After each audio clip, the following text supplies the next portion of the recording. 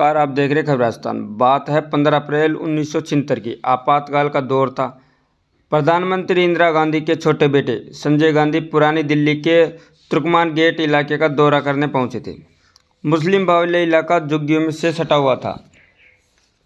जामा मस्जिद तक पहुंचने को इन झुग्गियों की भूल भुलैया में घूमना पड़ा। संजय गांधी ने दिल्ली विकास प्राधिकरण के वाइस चेयरमैन जगमोहन से कहा कि इस इलाके की साफ सफाई होनी चाहिए।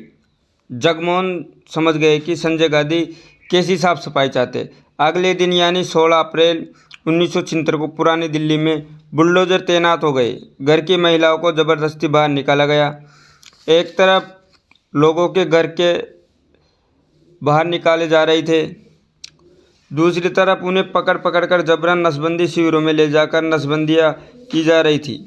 इससे जामा मस्जिद, चांदनी चौक और तुर्कमान गेट के आसपास रहने वाले लोगों में गुस्सा फैल गया। अशोक चक्रवर्ती अपनी किताब the struggle within A memoir of the emergency में लिखते हैं कि हजारों लोगों के प्रदर्शन करना शुरू कर दिया। प्रदर्शन के पीछे प्रशासन भी पीछे हटने को तैयार नहीं था, क्योंकि संजय गांधी का आदेश था। पुलिस ने फायरिंग शुरू कर दी। जनता ने पत्थरबाजी। कई इंडिपेंडेंट रिसर्च का कहना है कि इस क्लैश में करीब 400 लोगों की मौत हो गई। इमरजेंसी में ज्यादतियों की जांच के लिए बने शाह कमीशन की ने इस घटना में संजय गांधी, जगमोहन, डीडीए के वाइस चेयरमैन, टमटा नगर निगम के आयुक्त, भिंड पुलिस उप महानिरीक्षक समेत कई लोगों को दोषी ठहराया, लेकिन किसी को सजा नहीं हुई। इंदिरा गांधी सरकार में संजय गांधी के आदेश की कितनी तवज्जो थी, ये घटना उसकी एक वानगी भर है। वरिष्ठ पत्रकार विनोद मेहता अपनी किताब द संजय स्टोरी में लिखते हैं कि अगर संजय गांधी की प्लेन क्रैश में मौत न होती तो इंदिरा गांधी के बाद राजीव गांधी नहीं, वही पीएम होते। वरिष्ठ पत्रकार विनोद मेहता अपनी किताब द संजय स्टोरी में लिखते हैं, 16 मई 1964 को दिल्ली में आर्मी के बड़े अफसर की नई और महंगी गाड़ी उनके निजामुद्दीन ईस्ट वाले घर में चोरी हो गई। चोरी करने वालों ने थोड़ी दूरी पर पेट्रोल पंप वालों को धमकी देकर फ्री में 20 लीटर पेट्रोल भरवाया। जब कार का पेट्रोल खत्म हुआ तो उसे पालम एयरपोर्ट के पास छोड़ दिया। मेहता लिखते हैं कि अगले दिन जब कार मिली तो उसमें लड़की की नर्स, एक रस्सी, लोहे की रोड, पेट्रोल की कैन, शराब की खाली बोतलें मिली। कार आर्मी अफसर को लौटा दी। सभी प्रमुख अखबारों में ने यह खबर छापी, लेकिन चोरी करने वालों का नाम नहीं छापा।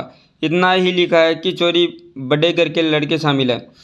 मेहता लिखते हैं कि दिल्ली से निकले वाले करंट अखबारों ने इस चोरी में संजय गांधी के शामिल होने का दावा किया। इस अखबार के संपादक ने भी चुनौती दी थी कि अगर संजय इसमें शामिल नहीं है तो इंदिरा गांधी से साबित करे।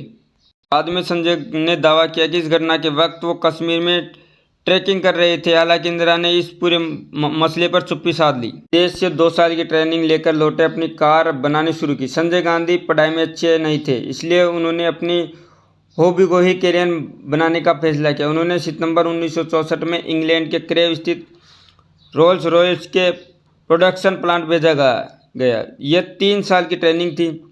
इसके लिए उन्हें हर हफ्ते 9 पाउंड सैलरी मिलती थी। दिसंबर 1966 में ओवर स्पीडिंग के लिए संजय गांधी को इंग्लैंड की पुलिस ने गिरफ्तार कर लिया। कोर्ट से माफ़ी मांगने और जुर्माना भरने के बाद संजय छूटे।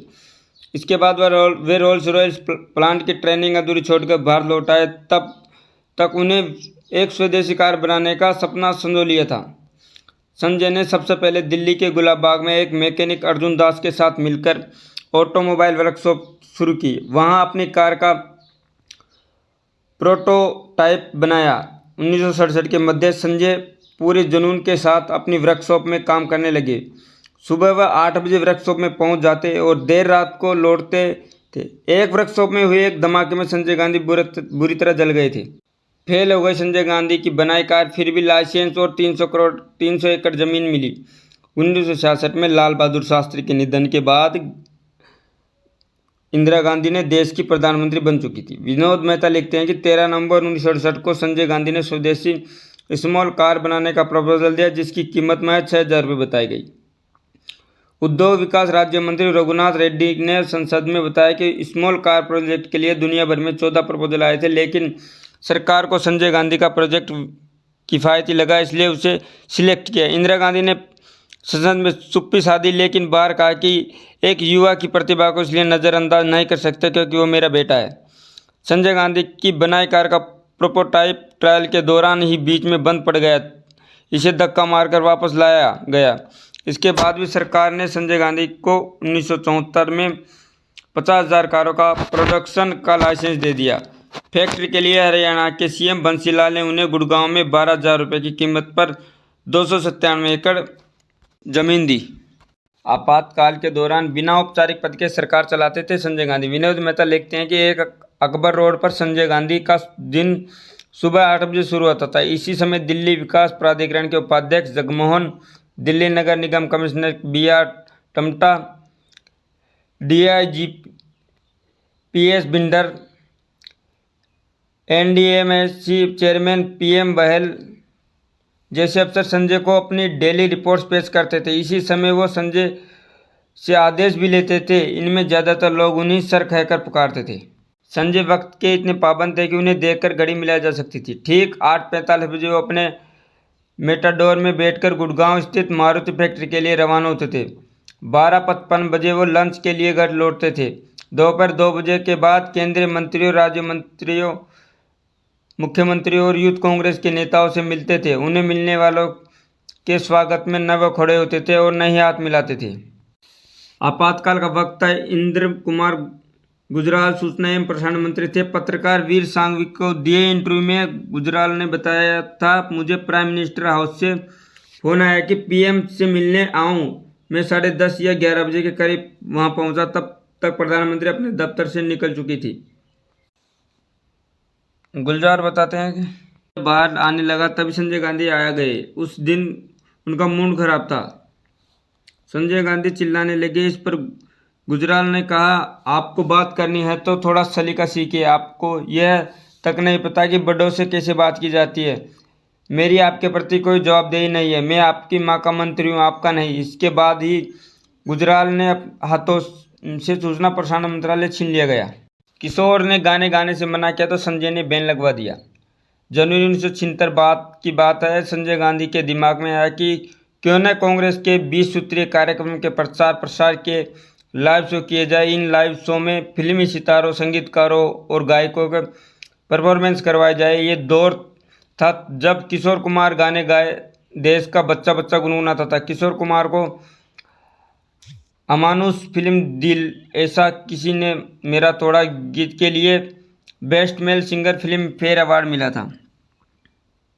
टारगेट पूरा करवाने के लिए कुंवारों को करवा देना। संजय गांधी के 5 सूत्रीय कार्यक्रमों में से एक था फैमिली प्लानिंग प्रोग्राम। इसके तहत किसी भी तरह से देश की बढ़ती आबादी को रोकना था। यह प्रोग्राम सीधे तौर पर संजय गांधी देख रहे थे। रशीद किदवई लिखते हैं कि इस रिपोर्टिंग में संजय को होती थी। यह संजय सीधे राज्य के मुख्यमंत्रियों से निर्देश दे रहे थे कि मुख्यमंत्रियों भी जानते थे कि संजय आने वाले PM है। यही कारण था कि मुख्यमंत्रियों ने संजय को खुश करने के लिए कोई कसर नहीं छोड़ी। हरियाणा के CM बंसी लाल ने अपने टारगेट से 4 गुना नसबंदियाँ कर ली थी। वहीं मध्य प्रदेश ने 3 गुना, यूपी ने 2 गुना नसबंदियाँ की थी। आंकड़े भले ही बड़े हो, लेकिन इनके पीछे कहानियाँ बेहद डरावनी थी। टारगेट पूरा करने के लिए सरकारी मशीनरी जबरदस्त करते हुए 164 कुंवारों की भी नसबंदी की थी।